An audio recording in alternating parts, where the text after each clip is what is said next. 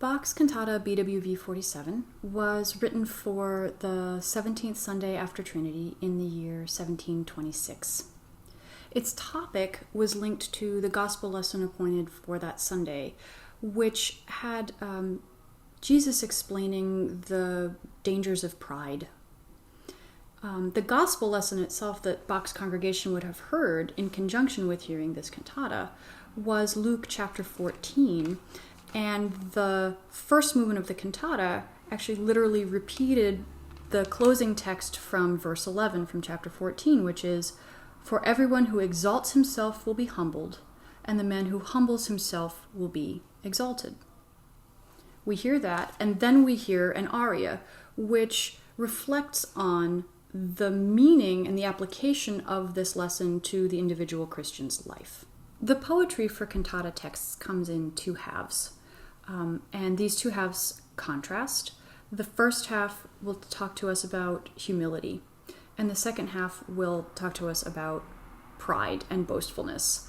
And the first half, the text quite literally is, "Whoever wishes to be called a true Christian must strive for humility. Humility comes from Jesus' kingdom." The B section of text, the contrast is, "Haughtiness is exactly like the devil. God is wont to hate all those who don't abandon pride." Bach creates musical settings to vividly depict the difference in these two halves and to show us through our emotions, to educate us as to what we should choose. The A section, what we have to listen for is the concept of Demut, or humility, and that it comes from stammt aus Jesu Reich. Bach makes sure that his listeners hear those words by clearing the texture when the word Demut comes across. We make sure we get that part. And stammt aus comes from, he will build long runs or melismas to show us humility growing out of Jesus' kingdom, Jesu Reich. And these are things that we can listen for.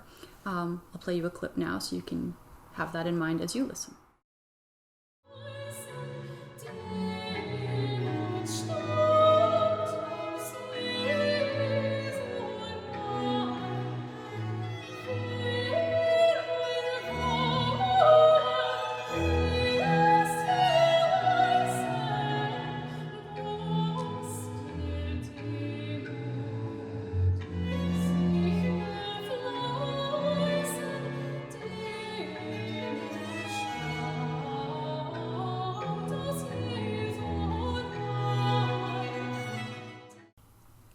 The B section, on the other hand, unlike this beautiful flowing melodic material that Bach gives us to teach our souls humility, about the beauties of humility, the B section is loud.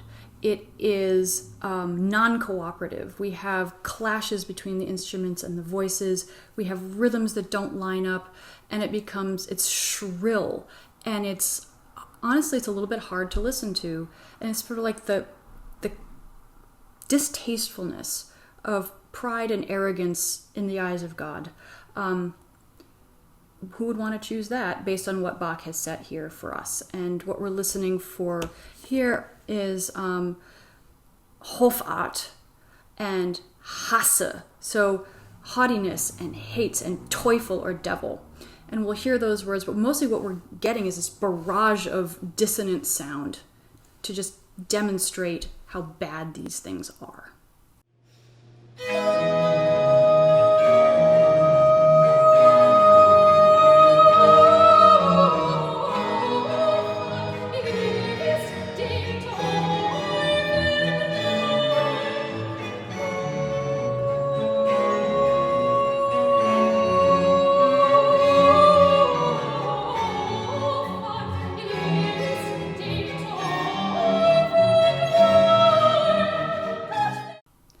Fortunately for the listeners, after this noisy shouting B section, we get a return to the A section of music.